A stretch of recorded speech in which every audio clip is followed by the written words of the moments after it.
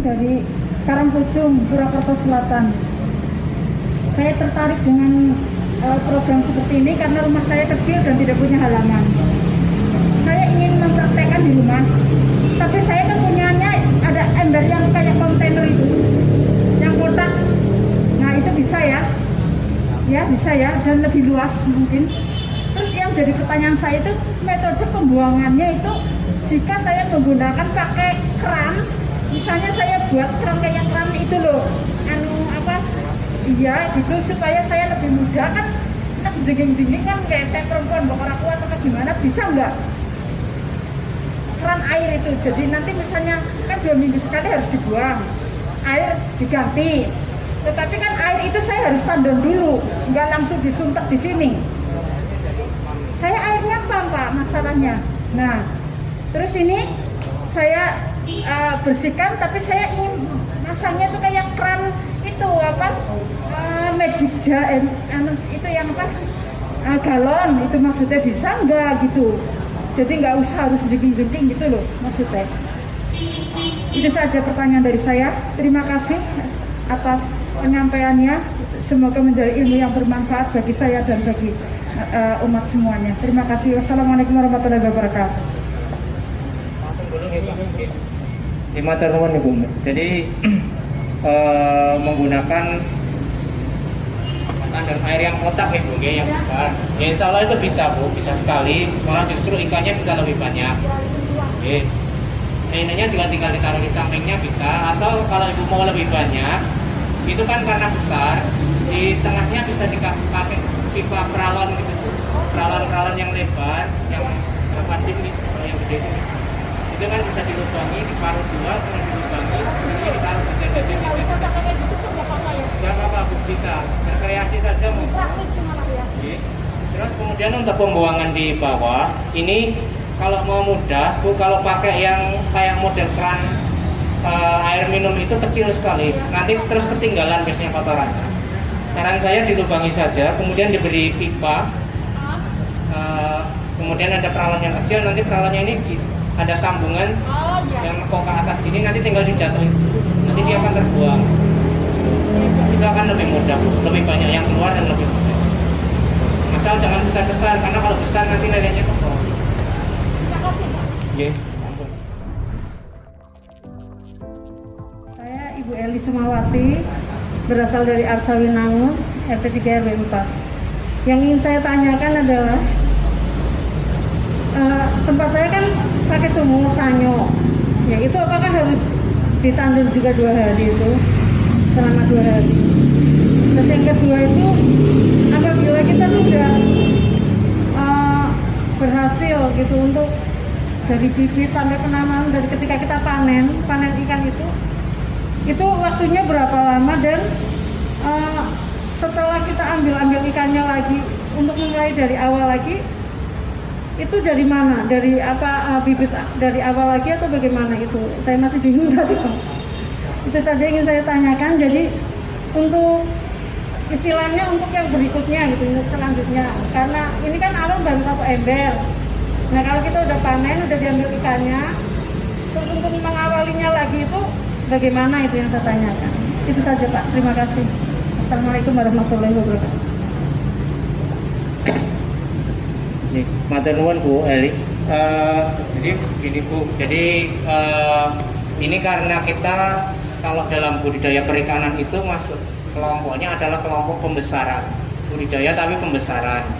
Jadi kalau namanya budidaya pembesaran, ini benihnya pasti beli, tidak kecuali kalau kita masuk ke kelompok dari pemijahan, jadi ikan induk kemudian dikawinkan, nanti anaknya kita besarkan terus seperti itu.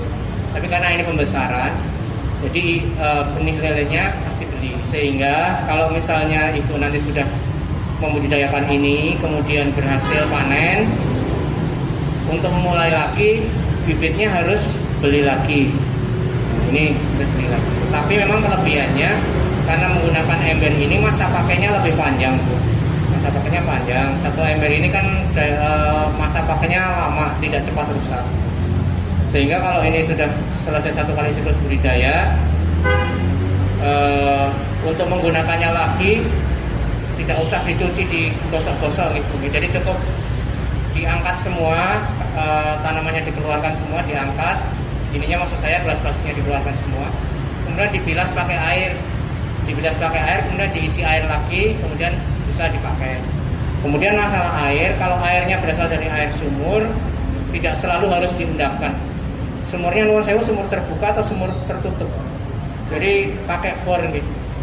Oh ya, biasanya kalau sumur bor itu air yang di bawah tanah itu karakternya adalah air yang kurang oksigen biasanya. Tapi tidak masalah bagi lele karena lele ini kan bisa mengambil oksigen dari udara langsung. Kemudian kalau sudah dipakai, nanti sisa pakan ini akan mempercepat adanya pertumbuhan organisme di sini. Jadi bisa langsung dipakai Bu kalau air dari air sumur. Itu. Terus apa lagi gitu? Kayaknya sudah gitu. Iya, sambung. Nama saya Bu Fendi dari Debualu. Yang saya mau tanyakan itu tanamannya bisa nggak cuma kangkung, misalnya separuh kangkung, separuh daun bawang. Kayak daun bawang kan cukup gampang. Terus yang kedua, tadi saya bingungnya masalah media tanam. Tadi kan gelasnya katanya paling bawah sepertiga arang, atasnya media tanam. Media tanam itu beli di toko pertanian ya. Terus yang paling atas kan katanya tanah biasa campur pupuk kandang. Oh iya, itu saya tadi bingungnya masalah itu. Terus sama yang lain tadi, yang air keran itu juga salah pupuk kandang saya, tapi sudah terjawab. Assalamualaikum warahmatullahi wabarakatuh. Jadi matur nuwun Ibu. Tadi yang pertama, kalau dikombinasi bisa. Jadi kemarin kan seperti di pertemuan yang lalu Pak Prof. Toto ini sempat mendikwa karena beliau dari pertanian gitu. Jadi kan intinya ini kan ada dua organisme, satu tanaman, satu ikan. Jadi kalau mau nanam tanaman ya jangan sampai ganggu ikan, kalau mau gedekan ikan jangan sampai ganggu tanaman. Itu kan begitu. Jadi kalau misalnya tanamannya mau dikombinasi monggo bisa. Di sini ada kangkung, di sini ada sawi, di sini ada bawang, bisa. Tapi yang mirip-mirip gitu. Bahkan di sini ada tomat. Kalau tomat ini kalau yang sudah bisa mempraktekkan dikasih rambatan gitu. Jadi tomatnya di sini kemudian merambat. Jadi tanaman tomatnya di atas menggantung. Ininya bisa Bu, sangat bisa dikombinasikan seperti itu. Tidak akan berpengaruh terhadap apa-apa. Tapi jangan dipupuk gitu. Jadi airnya ini jangan dipupuk. Soalnya kalau airnya dipupuk nanti ikannya malah yang terganggu. Jadi biarkan saja air ininya tumbuh. Kemudian kalau memang mau memberi tambahan pupuk sebisa mungkin di sininya, tapi jangan sampai masuk ke dalam air. Jadi pupuknya ditaruh sedikit saja di media tanam ini. Tapi jangan sampai masuk ke dalam air, karena kalau masuk ke dalam air ini bahaya bagi ikan. Toh sebenarnya nutrisinya sudah terpenuhi dari bahan organik yang ada di dalam air ini, yang dari sisa pakan dan ikan. Gitu.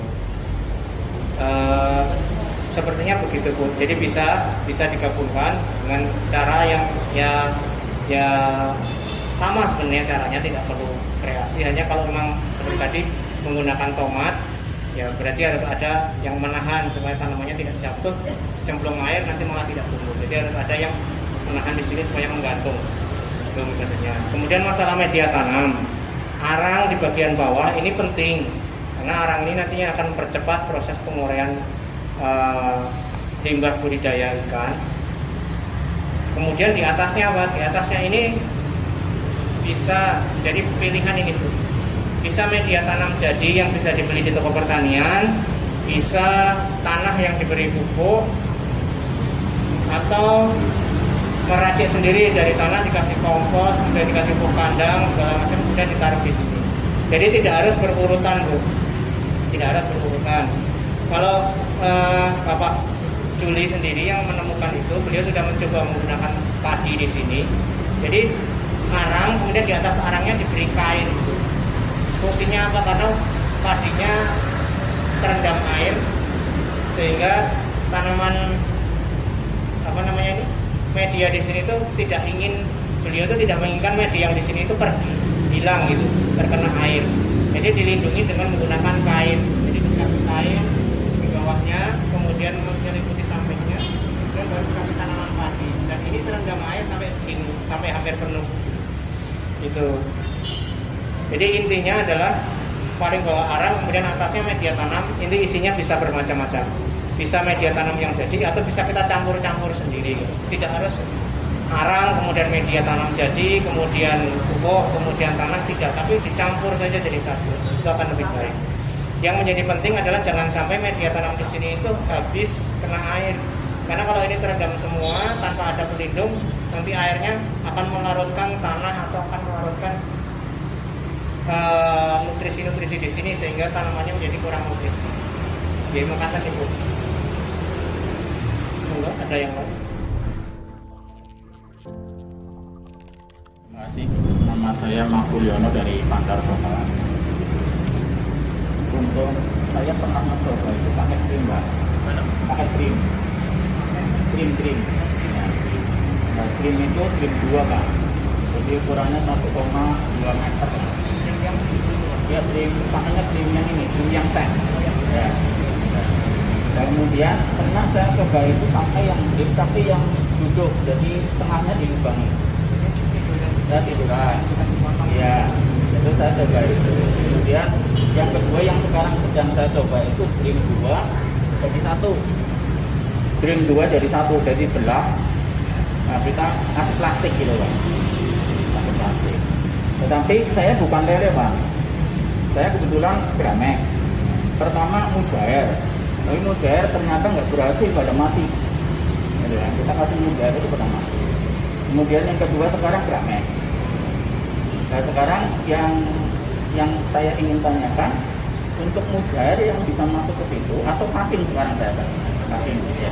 Nah, saya menanyakan satu, bagaimana kalau umpamanya patin atau mujair bisa masuk seperti apa? Karena itu kan butuh air itu ya, Pak ya. Kemudian yang kedua berhubungan dengan lele. Kalau yang tempat ini kira-kira dikasih lele berapa, Pak? Ya. Ukurannya 79, kalau kami beli 79. Gimana ini satu ini dikasih berapa? Kalau krim saya kasih 3.400. Tapi kalau ini dikasih berapa? Kemudian nanti pakannya berapa? Kemudian yang terakhir adalah media. Saya menggunakan media bukan pakai arang, tapi pakai serabut kelapa. Ya, karena serabut kelapa itu yang kan sudah ada yang jadi itu kita masukkan. Jadi gitu. Saya nggak tahu perkembangannya, walaupun panen sudah panen ya Pak ya, tapi perkembangannya dengan serabut kelapa dengan ini cepat mana? Ya, terima kasih. Assalamualaikum warahmatullahi wabarakatuh.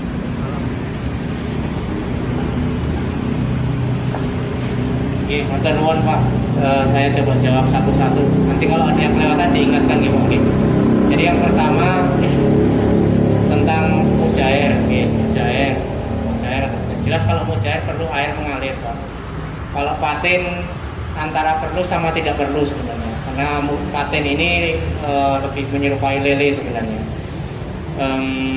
Kalau pakai air mengalir itu metodenya bermacam-macam.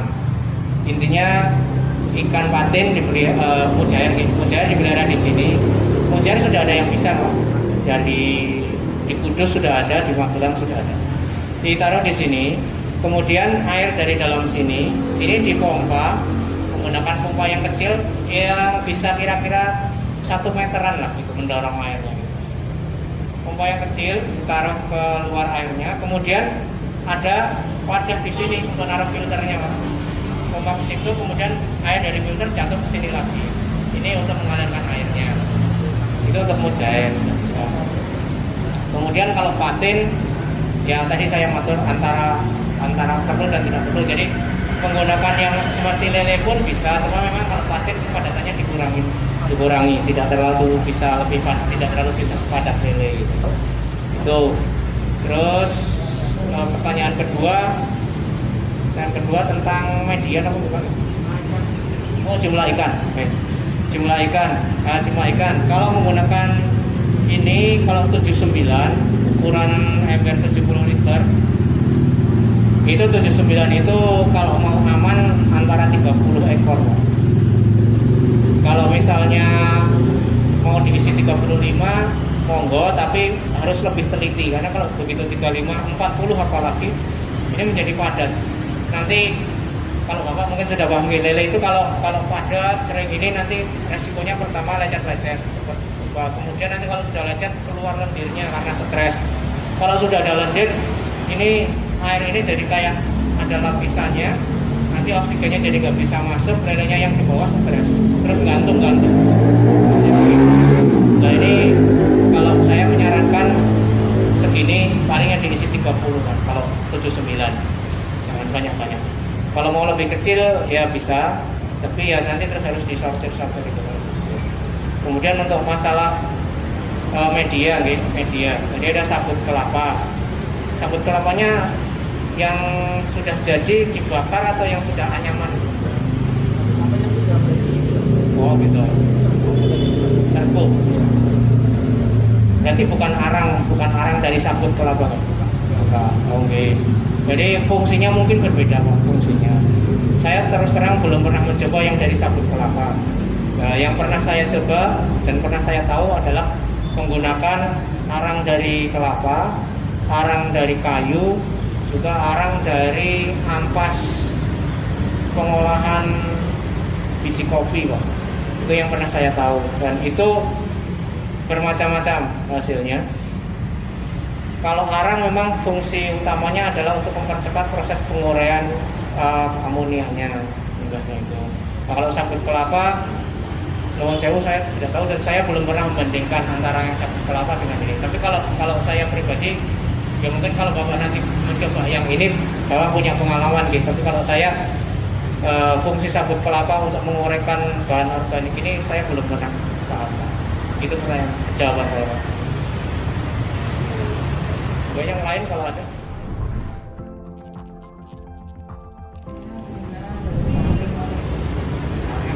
Saya mau menanyakan tentang batu itu loh Mas, ditaruh di ember itu banyaknya seberapa?